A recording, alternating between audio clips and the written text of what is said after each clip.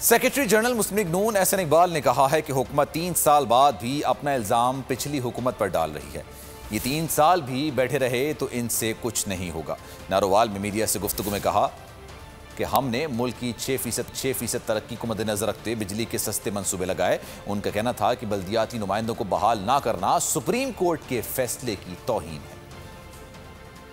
کرپشنستان کی حکومت ہے، قوم کو لوٹ رہی ہے۔ آپ نے پاکستان کو اقتصادی طور پہ، داخلی طور پہ، سیاسی طور پہ، معاشی طور پہ اور خارجی طور پہ کمزور کر دیا۔ ان کے 3 سال کی اوسط ترقی 1.8%، جبکہ مسلم لیگ نون کے دور میں آخری سال ترقی کی شرح 5.8% تھی اور 5 سالوں کی اوسط ترقی 4% سے زیادہ تھی۔ جی ڈی پی کا سائز $315 ارب تھا اور آج 3 سال کے بعد وہ 285-90 ارب کے رینج میں ہے۔